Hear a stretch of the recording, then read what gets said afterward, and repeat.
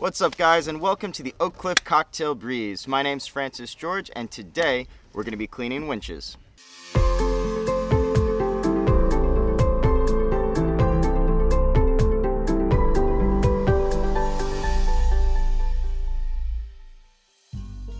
So I've got the primary winch on a Farr 40 right here. It's a Lewmar 44. Rule number one when you're cleaning your winches is pretty simple. Put the parts where they can't fall off the boat. After that, you want to kind of lay it out like a Russian doll. Take it out and lay it down in the same order that you took it apart, so you can go in reverse and put it back together. So on this winch, it just has an ergonomic cap here. When it's tighter, you just use the edge of a flathead screwdriver to open this little part.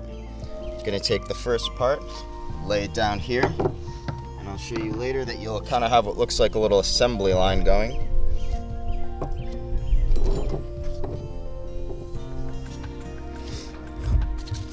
So let's see what this winch looks like on the inside.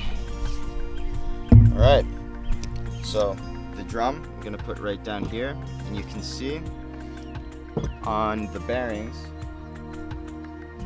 that this was a pretty salty winch. Okay, now that you have the winch drum off, it's just a matter of taking off the pieces in order, putting them in the right solvent, letting them soak, and then cleaning them. So the first thing we have are the bearings right here. You can see that these bearings have metal rollers and a plastic housing. Based on the material that your bearing is made of, you're going to want to use the right lubricant on it when you put it back together. In this case, we're just going to use a few drops of Harkin's 1 drop to lubricate these at the end. So you can see that all of the solvents are laid out in little containers. In this case, I'm using denatured alcohol. If you have a really dirty winch, or maybe the wrong lubricant, like the wrong grease was put on or something, and you really need something to get everything off to start super fresh, you can use something a bit more caustic like acetone, even MEK or kerosene in some cases. So this is a 2-speed winch, and the next step is going to be to pop out this little pin here, and that will release these gears to be able to come out and clean.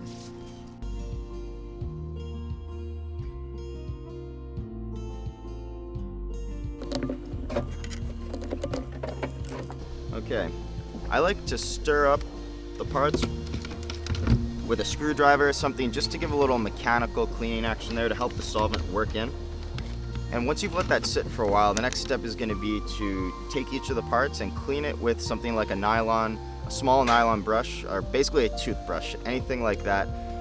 If you have really corroded gears, you might need a metal brush or a wire brush. But for all of these, which are serviced a couple times a season, besides the salt buildup, they're not too corroded, so just a toothbrush will be fine. When you open up these gears, you're going to see these little arms that are spring-loaded, and those are called the pawls. And the most delicate part of this whole thing are going to be these little springs. And what you want to do when you remove the pawls is give these springs just a little squeeze and a test. See if they feel brittle. See if sometimes they'll just snap right there in front of you. If you're really on top of your maintenance, you might consider replacing these once after every season, especially if you race a lot. Otherwise, for the average cruiser, these things will last a couple of years, no problem. After you've finished cleaning the pawls, the springs, and the gears, you want to set it out to dry and make sure it's completely dry and free of solvent before you put the lubricant on, because then it's just going to be working against you and it'll start to dissolve off at least a little bit before you even put your winch back together. When it's time to put the pawls and the springs back into the gears, you want to seat the spring inside of the pawl in the little groove, and then you want to clamp down and compress the spring like that. Then you should be able to seat the spring and the pawl all the way inside of the gear. Now the last step is to take a little bit of pawl oil. Here you can see we use Harkin pawl oil. There's other brands, Lewmar makes some. If you don't have any, I've seen people use Gulf oil, although that's a little bit viscous. You'll notice pawl oil is really runny, and you don't want anything heavy like grease or a thick oil to catch salt and trap it in here, because once this gets jammed down, that's when a winch becomes dangerous and can spin out of control. So it's worth investing in the right stuff, some nice pawl oil, or Harkin also makes 1 drop, and you want to put it right on the inside of that groove. And you just want to do 1 drop. And here's a case of less is more. You just work in the right amount of oil and it'll do its job. Any more is just going to catch debris and stop the function of potentially stop your pawls and springs from functioning as they should and opening up when they need to. So you're going to repeat that process with the other side. Seat the pawl, oil it, work it in a little bit, and then place it back inside the gear. The next step is to add grease to the gears. You can see here there's 2 brands. When you can and when you have it, you really should use the same brand of the winch that you're using, but it's really not going to make or break your winch if you use a different brand. They're basically the same thing, and what's much more important is if you use the right amount. It's the same thing as with the oil, but even more so with the grease. If you use too much, it's just going to splat out, and then it's going to become a place that salt and other dust gets trapped and will eventually gunk up your winch. And the way that I like to do it is to press out a little bead along my finger. Just like that. And that's probably even maybe too much for just this one here. And then I like to just rotate the winch around, rotate the gear around, letting it shave off little bits of that bead.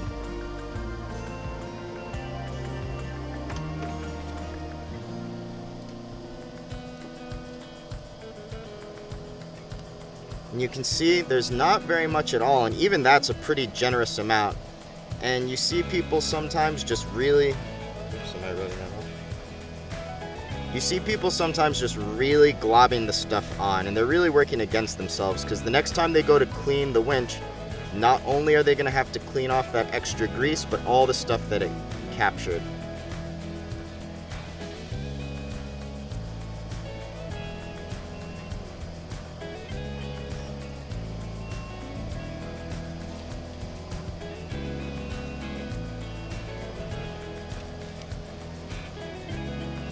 Alright, and that's ready to go back in. So we'll put that aside while we reassemble the next set of gears.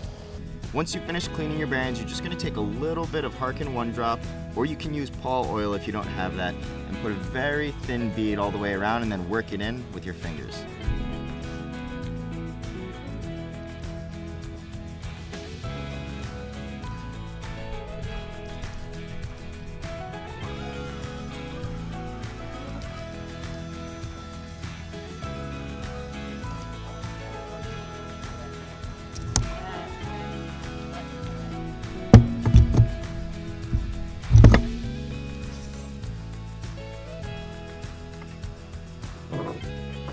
And if you've made it this far, you're pretty much home free. The last thing you could possibly mess up is putting this tongue back on in the wrong position. So you want to make sure that you put it back on in the same position that you took it off in. Otherwise, your crew is going to know pretty quick.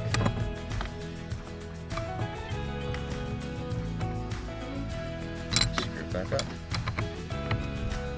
Thank you so much for watching, guys. I hope that you learned something and you can take these tips and tricks on how to clean your winch to your own boat, or maybe impress your boat captain this season if you've been crewing for a while and you've never really gotten into the maintenance side of things.